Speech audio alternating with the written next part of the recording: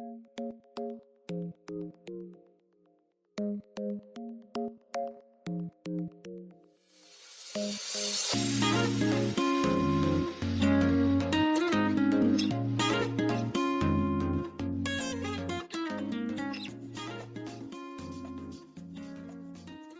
everyone, welcome to Connect the Dots.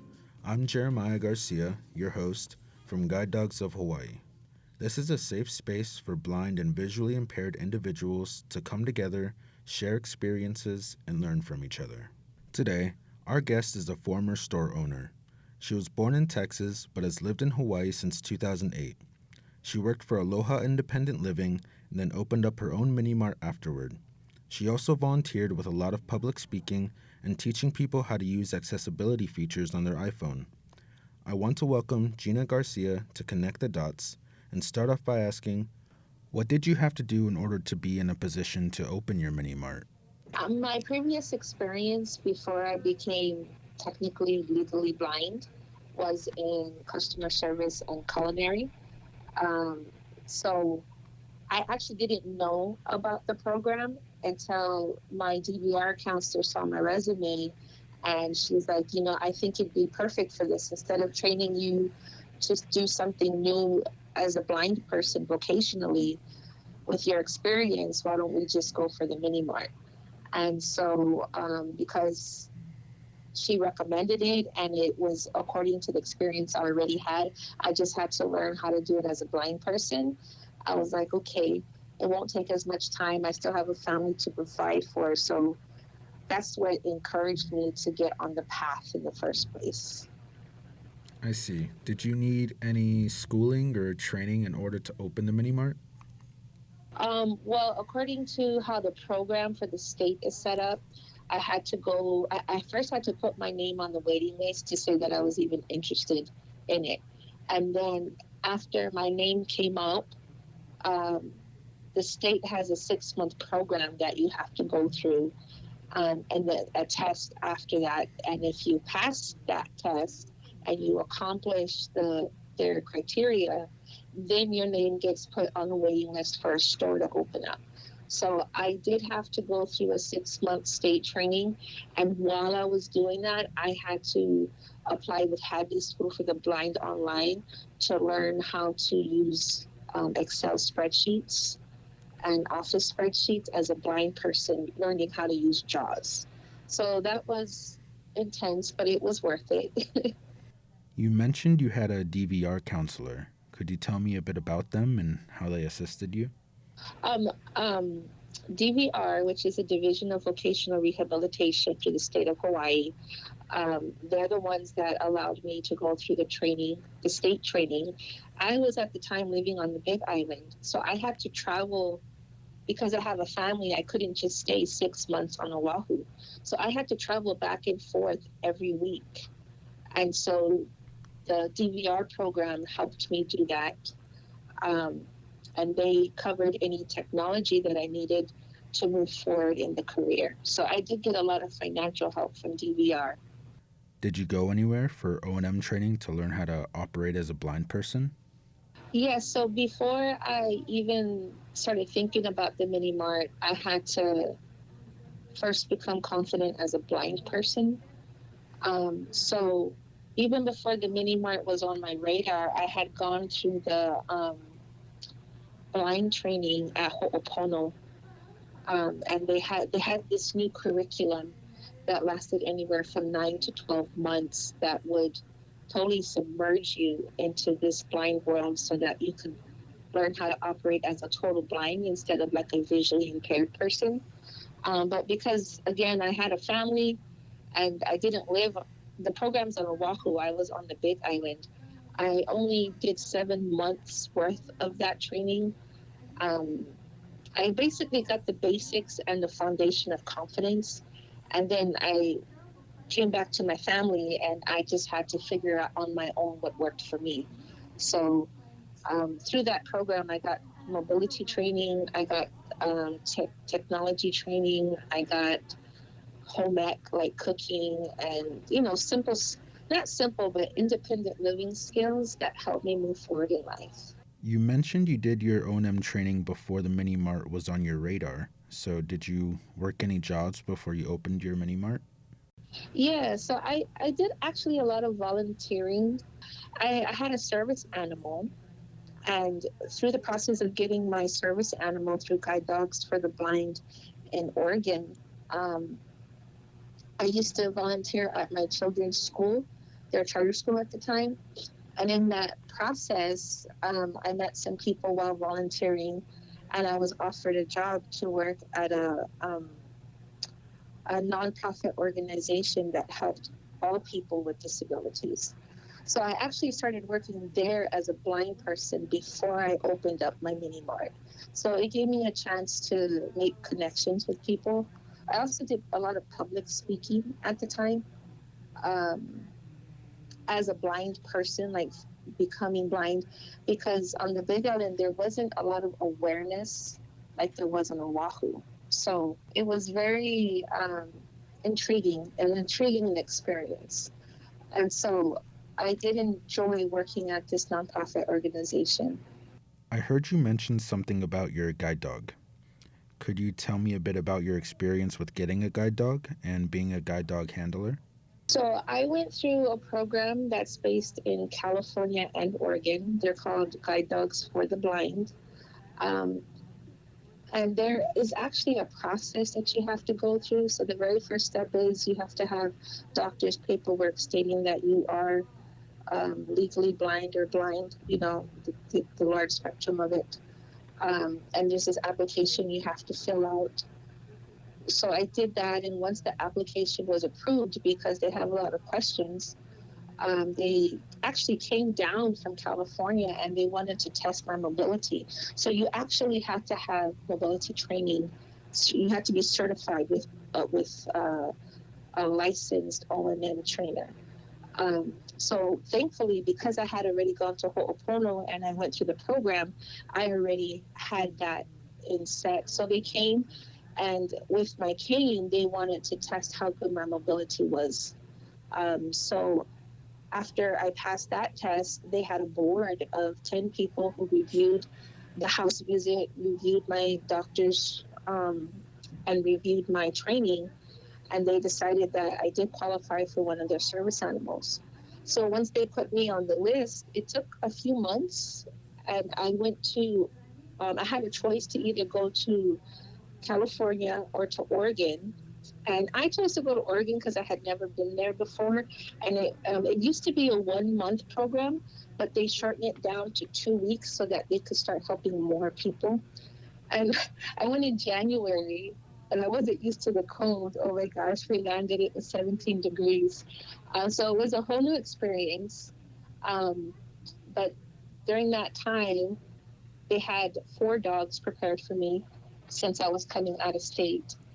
And the first one they chose for me, we actually connected. And I didn't think I would be connected to a dog in that way. But once our hearts connected and we started working together as a team, she made a huge impact in my life. I always call the cane is like the Red Sea that splits, everybody gets out of your way. But when I had her, it's like everybody came to me. So it made life more enjoyable that way. You left the workforce for a bit to get the training you needed to operate as a blind person, but didn't have experience actually working as a blind person yet. Do you remember anything from your first days on the job? I was very anxious because as a sighted person, I'm an observer and I pick up on a lot of visual things. But now coming in as a blind person and also getting paid to do the job that I'm doing, I put pressure on myself because I wanted to excel. I wanted to be independent and I didn't want help from people to do a job that I'm getting paid to do. So I gotta say I put more pressure on myself than I needed to because my coworkers were amazing and it was a nonprofit program where they helped all people from all walks of life. So it was a good break in for me. And it was my first time working in in that kind of office environment setting. And so I have good memories. It was a good experience. Did you ever find it difficult to communicate with people who aren't blind?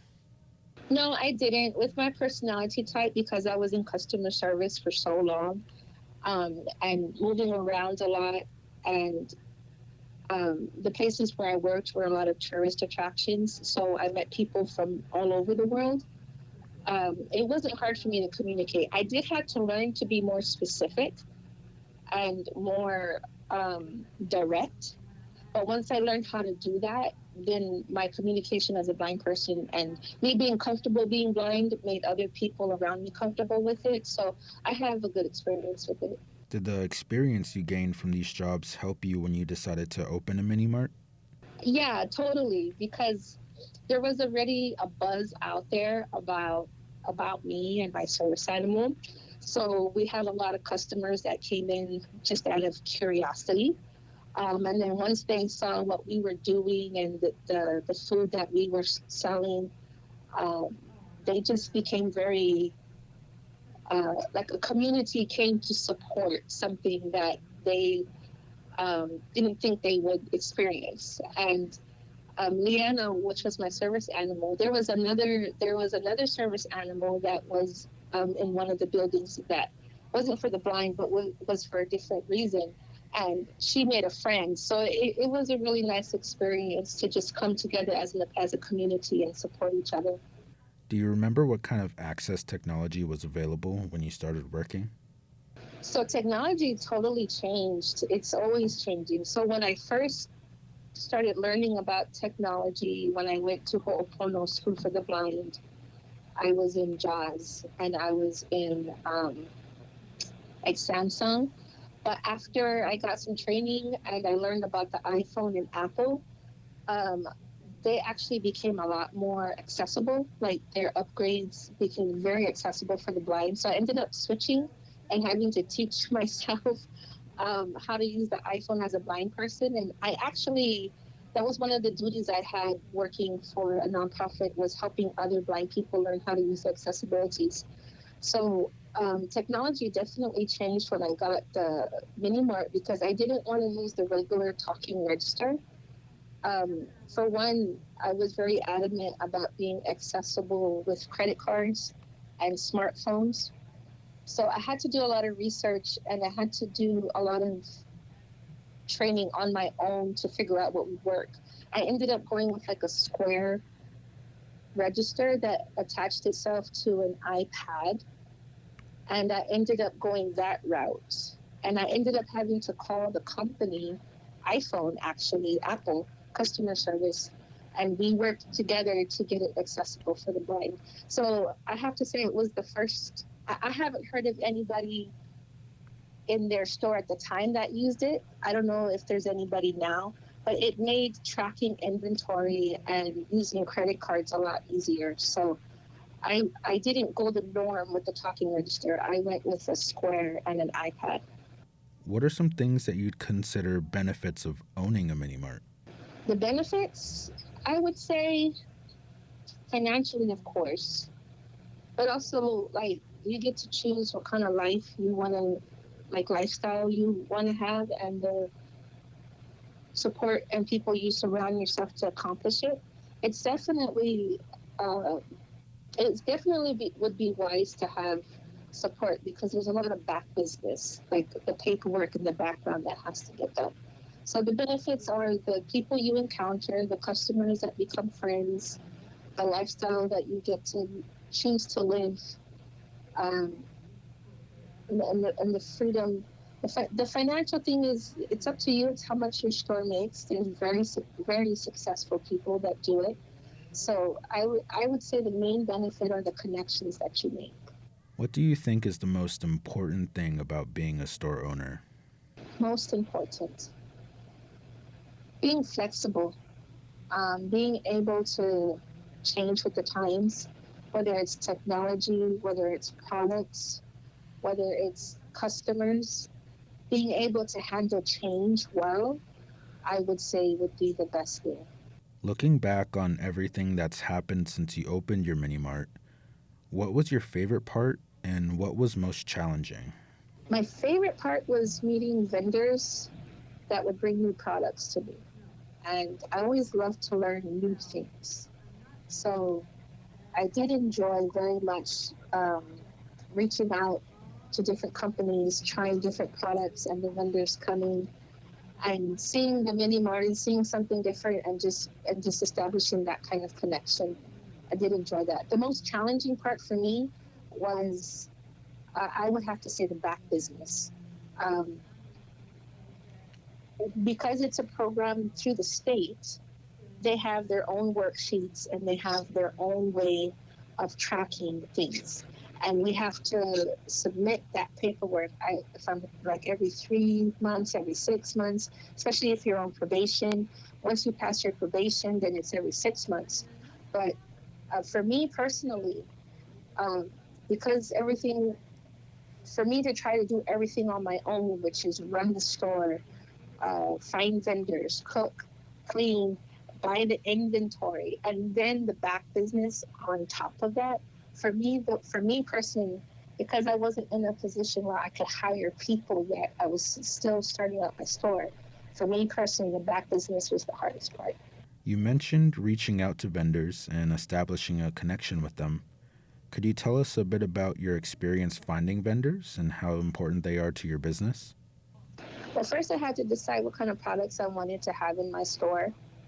And once I made that decision, I started making phone calls and reaching out to vendors like Pepsi or Coke. I had to decide what kind of coffee I wanted to do, was whether it was going to be Hawaiian Isles or if I was just going to do a regular coffee pot. Um, then because I wanted to sell food, I also had to think about what I'm licensed to sell. Um, and then I had to reach out from vendors from that point.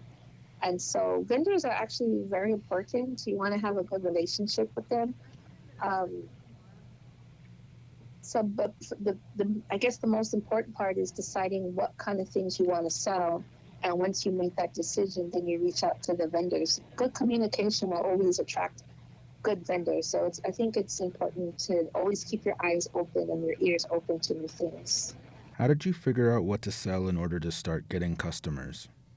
Location is, in any business that you're doing, um, having a good reputation is good, but also location. So with the store that I was given, I didn't get to. Once the store opens up, you choose whether you want that location or whether you're going to pass and stay on the waiting list. So the location that I got, um, it was it was kind of tucked in the back, so it wasn't somewhere where people would just walk by and know it's there. So when I decided what I wanted to sell, I had to decide, how am I going to attract people? What food can I make that would smell good to attract people and figure out, hey, what's going on over there? So when I made my decisions on what vendors to look for, it was because of the location that I was in. I was kind of in the back. Not a lot of people knew about our location, so I decided to start reaching out to vendors that have strong fragrances, whether it was in food or coffee, and that's how I got my traffic through. If you were talking to someone with a visual impairment who wanted to have the same job as you, what advice would you give them? Be comfortable with yourself first. Know your strengths and know your weaknesses, and then build a team around you that supports that and that you guys can work together. Recognize, like, if you're not somebody who likes to talk a lot and you're more reserved and quiet, that's fine. Just, okay, well, what is your strength, and focus on that strength to go forward in the mini mart, because it is a business at the end of the day. You do want to like, you want to be there for your community and make connections, but you also want to make money. And so building the right team or having the right people with the right advice around you, I think, is very crucial moving forward in that direction. This has been a good conversation, and I'd like to close with a light question. In 3 words, can you describe yourself as a kid and as the adult you are today? As a kid, I was curious, insecure, and shy. But as an adult now, I would say I'm more direct in my communication, um, because I understand myself. have more confidence in myself. And I'm shy in certain areas, but I'm a lot more outgoing than I was before because of me knowing who more about myself and who I am. I've had a lot of growth, especially in the visual impairment.